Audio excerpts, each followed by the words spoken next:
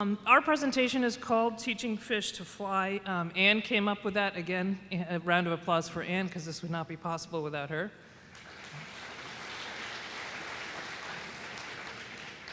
So Anne thought that this was the appropriate topic for our presentation, because I had shown her this Escher painting, or etching rather, which I'm sure you've all seen, that goes from fish to flying. And if you look at the way you all learned, and certainly I learned, maybe not all of you, we were fish, we were in water. And now the way in which our students have to learn, it's an entirely different element. They're learning in air. So instead of learning to swim, they're learning to fly.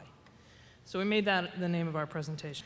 The changes we're going to see over the next 10 to 20 years kind of divide into two basic buckets, as I see it. Some of what we do is going to be automated. Some of what we do has already been automated.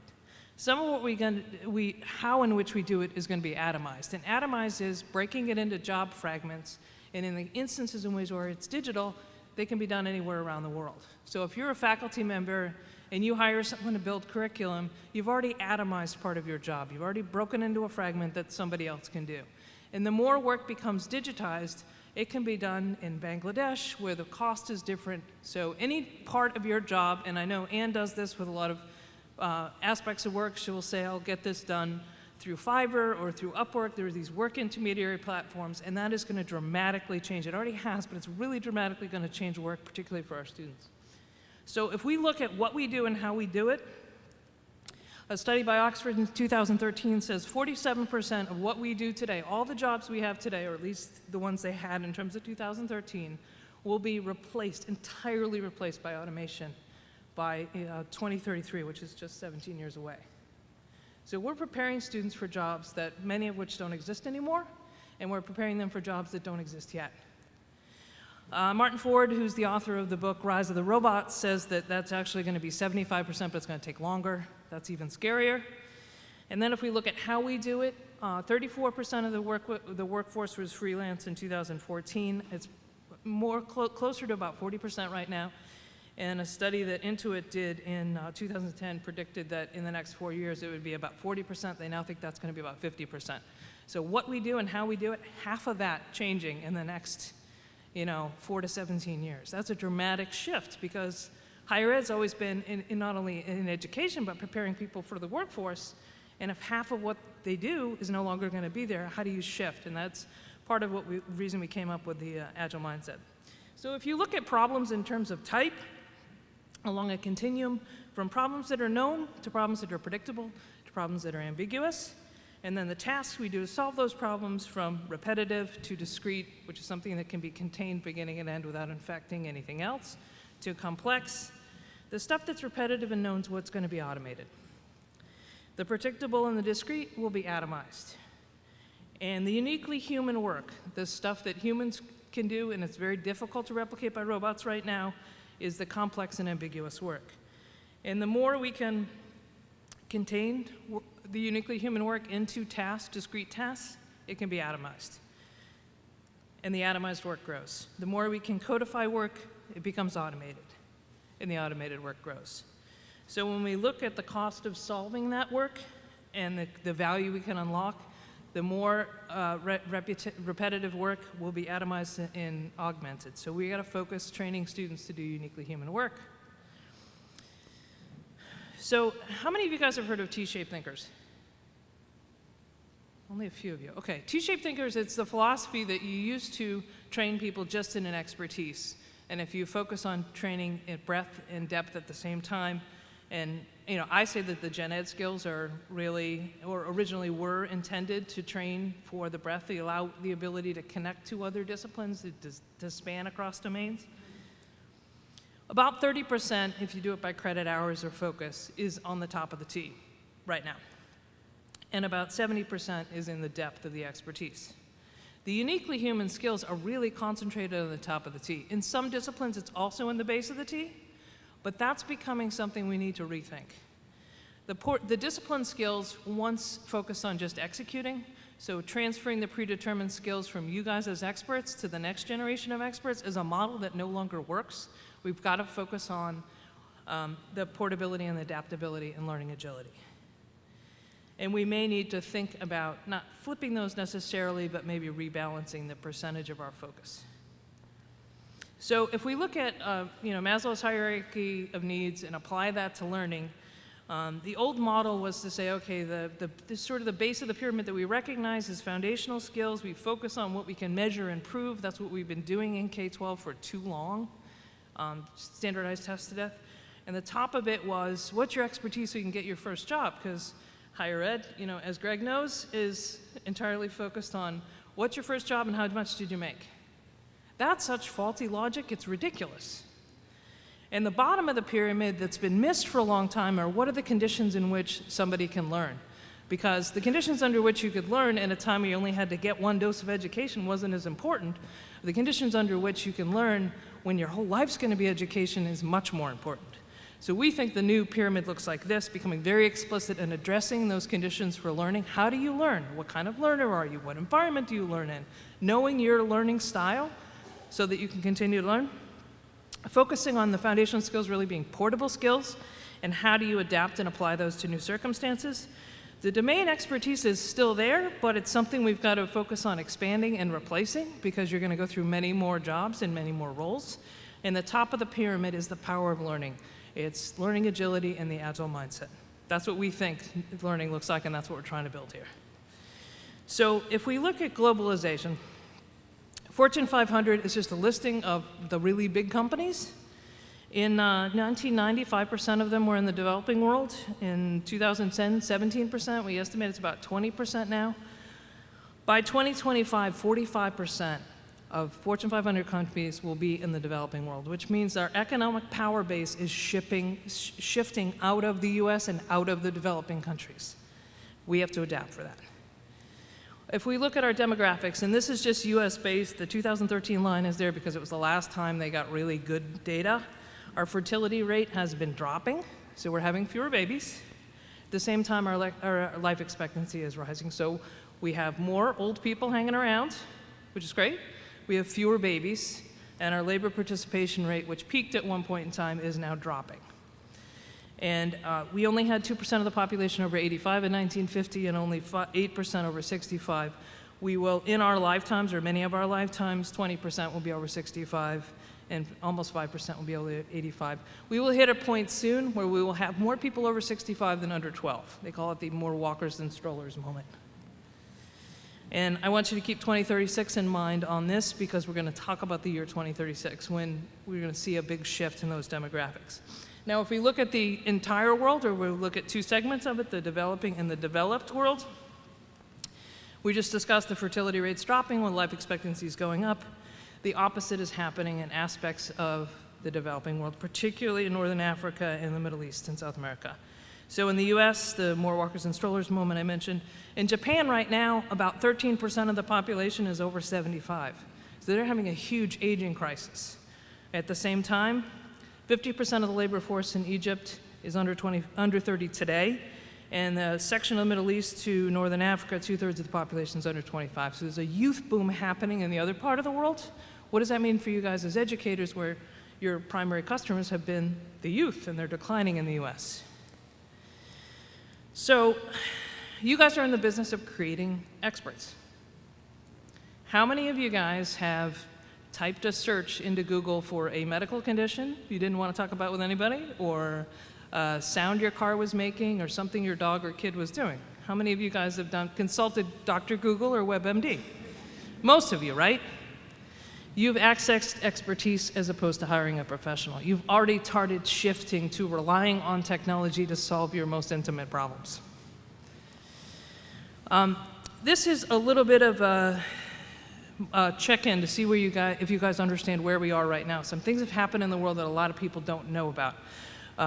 IBM Watson is an artificial intelligence platform created by IBM, and I'm putting up there 3 examples of things that either already happened, are going to happen soon, or are going to happen some point in the future, and I want you to look at them and think in your mind as I click them up there. If you think this has already happened, oh yeah, totally, I read about that, that happened, or oh my God, that could happen, I heard it could happen. So IBM Watson beats the best person on Jeopardy. IBM Watson reads MRIs for clinical support and tells the doctor what to do, so a doctor is now taking orders from a machine. Or IBM Watson on a college campus was a teaching assistant. Students didn't know it, but they emailed somebody, say John, and said, John, what's my homework? John, I got this wrong. And John emailed back and forth with the students, and the students never knew they were talking to software. Did that happen yet, or could that happen? Automated Insights is a platform based on IBM that will take a pile of data, a set of sports scores or financial reports, and build a narrative story that you will read and not know it was written by software. Did Automated Insights make 300 million stories, which is about the equivalent of all media we do in a single year? Did Automated Insights hit 1 billion stories, or is the Associated Press now relying on artificial intelligence to write most US earnings reports? Additive manufacturing is essentially 3D printing of any kind. Have we been able to 3D print 10 houses in a single day, or is that something we say we are going to be able to do in 100 years? Can we now print a 3D print a firearm that actually shoots bullets? Can we 3D print pills that you could take that are FDA approved? And then the last column is autonomous vehicles, which is any self-driving car or structure. Can you call up Uber and have an Uber show up without a human in it because it's driverless? Can you wait for a bus, get on the bus, realize you are not only the only passenger, but the only person, the only human on the bus? Or can you buy a car that will self-drive and self-park? I think these things, some of them happened, some of them in the future. Anybody think these things all already happened? With the exception of the driverless Uber, which was out, more news was about that in the last week. We could have had this meeting a year ago. Most of these things happened between 2013 and 2014. So when we talk about 2016 and 2026, 2036, you have to understand where we are at 2016. All of these things either have happened or are happening now. So when we look at 2026, I know it's the 25th anniversary of the internet, but in reality, it became in public use between 95 and 96. So the last 20 years, the internet has really shaped things. And the iPhone came out in 2007, so I really say that that's the dawn of the smartphone. I'm sure many of you realize we would not have Airbnb, Uber, any aspect of the collaborative economy. We probably would not have Barack Obama as president, and we certainly would not have Donald Trump as a candidate without Twitter. Obama's presidency was made on social media. Trump's candidacy is made in 140 characters. That would not be possible without the smartphone. So the smartphone is changing industries, launching new industries, and changing our political landscape. So we are now a hyper-connected world where the majority of the developing world is connected to the internet, largely by mobile. 45% of the globe is connected right now.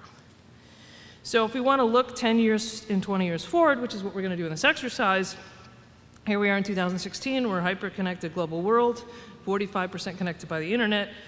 2026, you can get a bucket of KFC delivered by a drone. You can have a driverless car pick you up. Artificial intelligence will become a norm, and an Internet of Things will reshape a lot of what we do as devices will connect and communicate around us. In 2036, VR, AR will be a norm. How many of you guys are playing Pokemon Go? That's just the beginning of an augmented reality. We will have drone flights. We will have biohacking. Anybody watch Orphan Black? I saw the final episode last night. Wow, that's good. And we will have a human mission to Mars, they predict, by 2035. So if we look 10 years forward, these are some of the changes, some of which will be norms.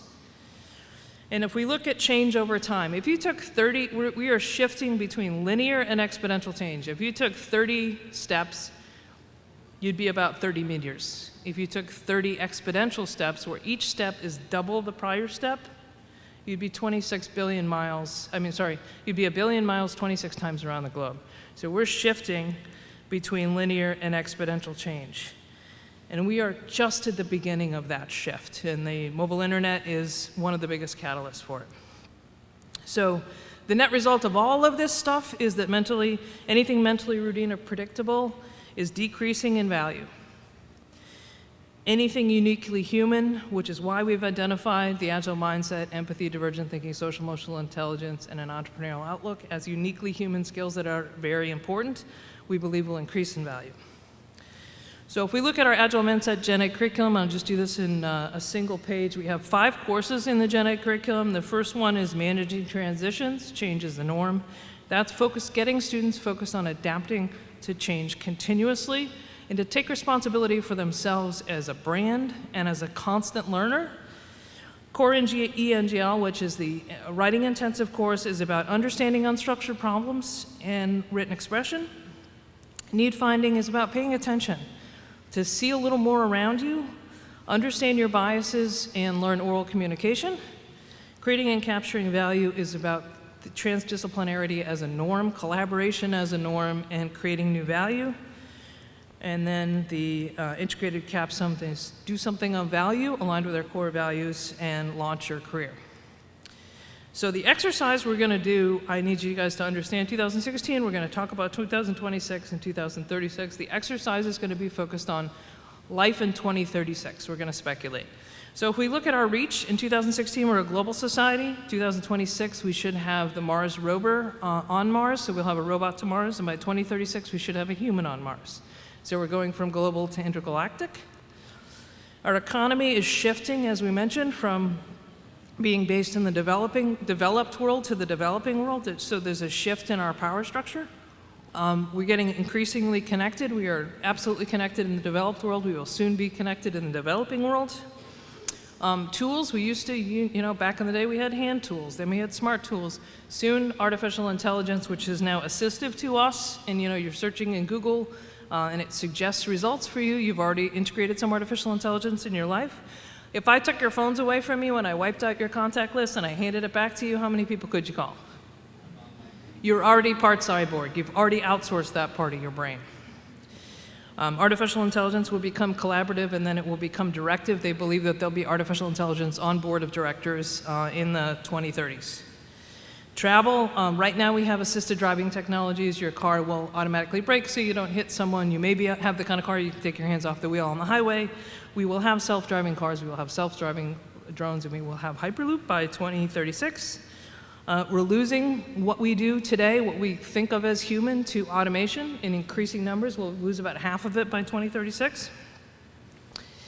And we have dramatically changing demographics between an aging society in the developed world and youth boom in the developing world. So given these factors, and I'm going to put this up again at the end, this is our exercise. It's 2036.